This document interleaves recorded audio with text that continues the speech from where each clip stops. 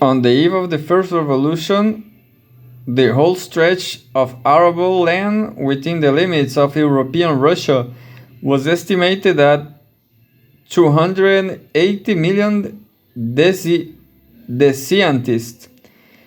The communal allotments constituted about 140 million, the crown lands above 5 million, church and monastery lands about 2.5 million. Of the privately owned land, 70 million deciantists that belonged to the 30,000 great landlords, each of whom owned above 500 deciantists. This 70 million was about what would have belonged to 10 million peasant families. The land statistics constitute the finished program of a peasant war. The landlords were not settled within the first revolution.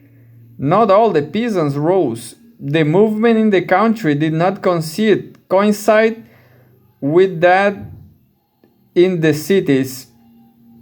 The peasant army wavered and finally supplied sufficient forces for putting down the workers. As soon as the Semenovsky-Gor regiment had settled with the Moscow insurrection, the monarchy abandoned all thought of cutting down the landed states, as also its own autocratic rights. However, the defeated revolution did not pass without leaving traces in the village. The government abolished the old land at redemption payments and opened the way to a broader colonization of Siberia. The frightened landlords not only made considerable concessions in the matter of rentals, but also began a large-scale selling of their landed estates. These fruits of the revolution were enjoyed by the better-off peasants who were able to rent and buy landlord's land. However, the broadest gates were opened for the emerging of capitalist farmers from the peasant class by the law of November 9, 1906, the chief reform introduced by the victorious counter-revolution, giving the right even to a small minority of the peasants of the commune against the will of the majority to cut off from the communal land a section to be owned independently. The law of November 9 constituted an explosive capitalist shell directed against the commune. The president of the Council of Ministers, Stolypin, describes the essence of this governmental policy towards the peasants as banking on the strong ones. This man encouraged the upper circles of peasantry to get hold of the communal land by buying up these liberated sections and cover these new capitalist farmers into a support for the existing regime. It was easier to propose such a task, however, than to achieve it. In this attempt to substitute the kulak problem for the peasant problem, the counter-revolution was destined to break its neck. By January 1st, 1916, 2.5 million homeowners had made good their personal possession of 17 million deciantists. 2 more million homeowners were demanding the allotment to them of 14 million deciantists. This looked like a colossal success for the reform, but the majority of the homesteads were completely incapable of sustaining life, and represented only material for natural selection.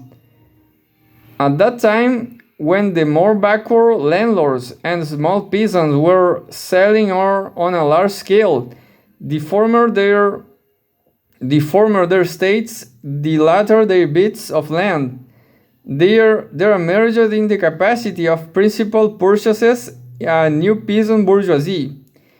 Agriculture entered upon a state in the indubitable capitalist boom.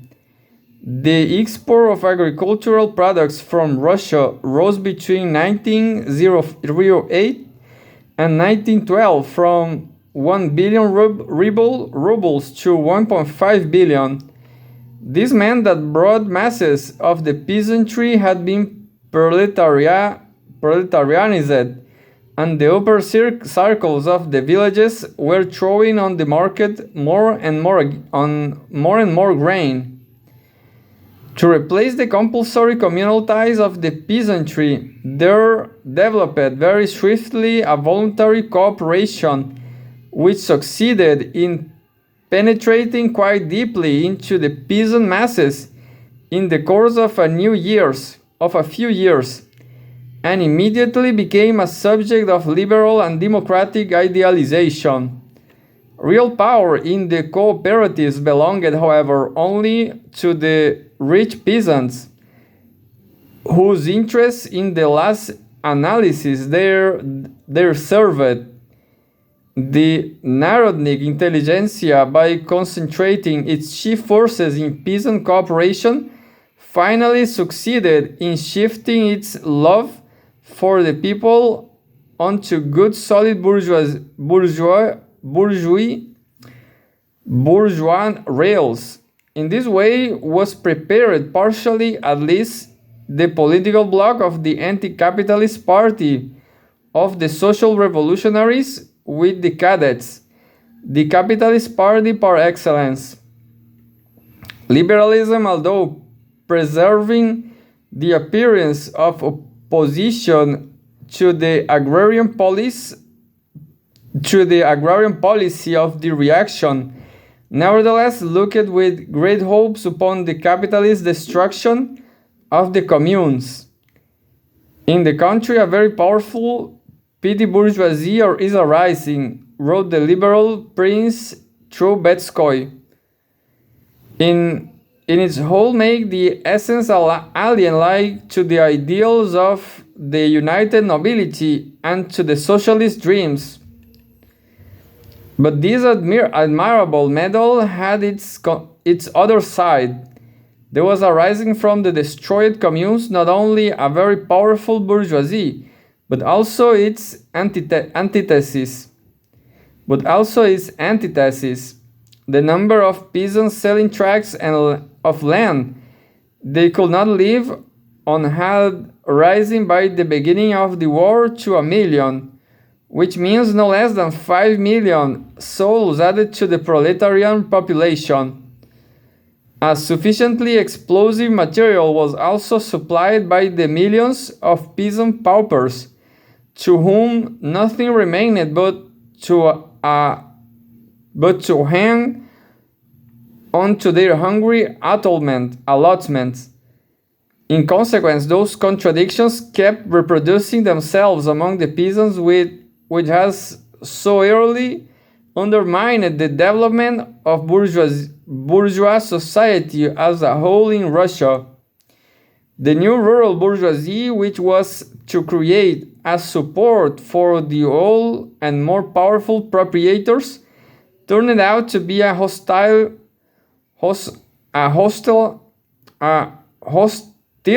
opposed to the fundamental masses of the peasantry, as the old proprietors had been to the people as a whole. Before it could become a support to the existing order, this peasant bourgeoisie had need of some order of its own wherewith to cling to its conquered positions. In these circumstances, it is no wonder that the agrarian problem continued a sharp one in all the state dumas. Everyone felt that the last word had not yet been spoken. The peasant deputy Patrichenko once declared from the tribune of the Duma, "No matter how long you debate, you won't create a new planet. That means that you will have to give us the land." This peasant was neither a Bolshevik nor a social revolutionary. On the contrary, he was a Reich deputy, a monarchist. The agrarian movement, having like the strike movement of the workers, died down towards the end of 1907, partially revives in 1908, and grows stronger during the following years. The struggle, to be sure, is transferred to a considerable degree within the commune. That is just what the reaction had figured on politically. There are not infrequent armed conflicts among peasants during the division of the communal land, but the struggle against the landlord also does not disappear. The peasants are more frequently setting fire to the landlord's marrons, harvests, haystacks, seizing on the way also those individual tracts which had been cut off against the will of the communal peasants. The war found the peasantry in this condition. The government carried away from the country about 10 million workers and about 2 million horses. The weak homesteads grew still weaker. The number of peasants who could not sow their fields increased, but in the second year of the war, the middle peasant also began to go under. Peasant hostility towards the war sharpened from month to month. In October 1916, the Petrograd Gendarme administration reported that in the villages they had already ceased to believe in the success of the war. The report being based on the words of insurance agents, teachers, traders, etc. All are waiting and impatiently demanding, when will this cursed war finally end? And this is not all. Political questions are being talked about everywhere, and resolutions adopted direct against the landlord and merchants.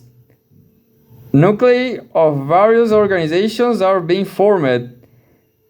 As yet, there is no uniting center, but there is no reason to suppose that the peasants will unite by way of the cooperatives which are daily growing throughout all Russia. There is some exaggeration here. In some things, the gendarme has run ahead a little, but the fundamentals are undoubtedly correct.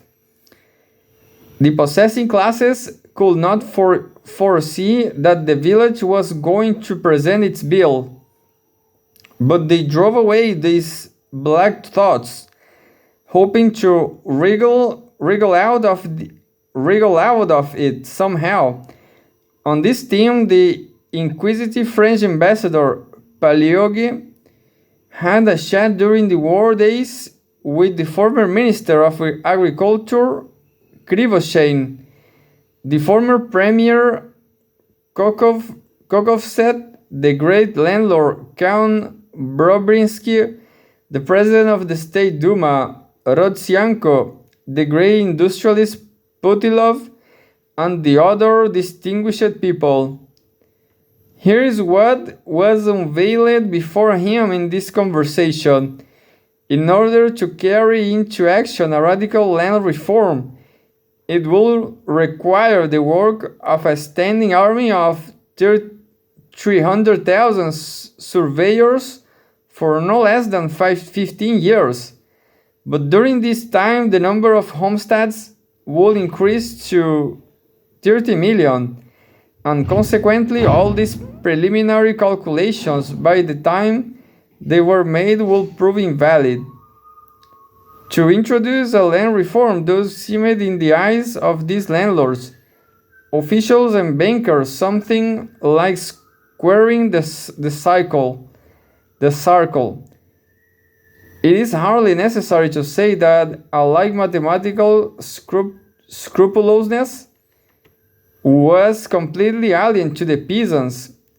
He thought that, first of all, the thing to do was to smoke out the landlord and then see. If the village nevertheless remained comparatively peaceful during the war, that was because its active forces were at the front. The soldiers did not forget about the land. Whenever at least they were not thinking about that. And in the trenches, the music's thoughts about the future were saturated with the smell of powder. But all the same, the peasantry, even after learning to handle firearms, could never of its own force have achieved the agrarian democratic revolution. That is, its own revolution. It had to have leadership.